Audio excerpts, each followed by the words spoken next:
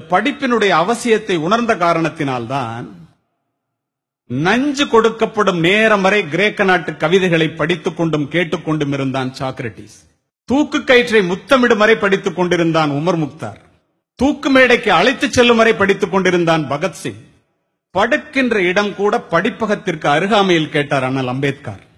படித்துக் கொண்டிருந்த புத்தகத்தை முடித்துவிட வேண்டும் என்பதற்காக தன்னுடைய அறுவை சிகிச்சையே அடுத்த நாள் மாற்றி வைக்க சொன்னார் பேரறிஞர் அண்ணா.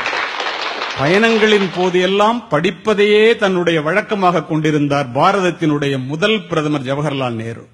படித்துக் கொண்டிருந்த புத்தகத்தை முடிக்காமல் தூக்கத்தையே மறந்தவர் முன்னாள் ஜனாதிபதி ராதாகிருஷ்ணன் அவர்கள்.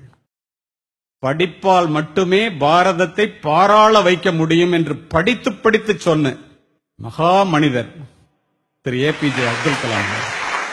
35 ஆண்டுகள் நூலகத்திலே மூழ்கி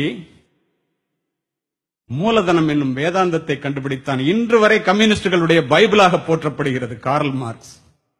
இதையெல்லாம் நான் எதற்காக சொல்லுகின்றேன் என்றால், படிப்பு ஒரு மனிதனை எந்த அளவிற்கு உயர்த்தும் என்பதை ஆசிரியர்கள் உணர வேண்டும்.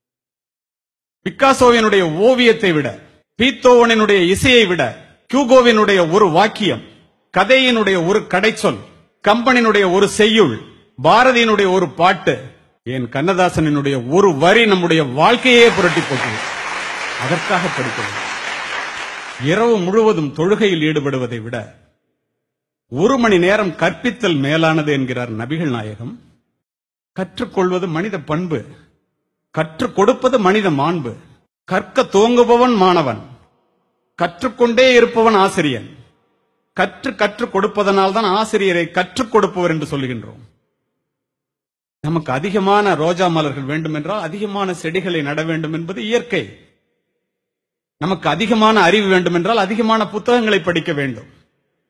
நீர் அளவே ஆகுமாம் நீராம்பல், தான் கற்ற நூல் அளவே ஆகுமாம் நுண்ணறிவு. நிறைய பட்டங்களை பெற்று தன்னுடைய பெயரை அலங்கரிப்பவர்களை விட நல்ல புத்தகங்களை படித்து தன்னுடைய மனதை அலங்கரிக்கின்ற ஆசிரியர்கள் மேன்மையானவர்கள் என்பேன்.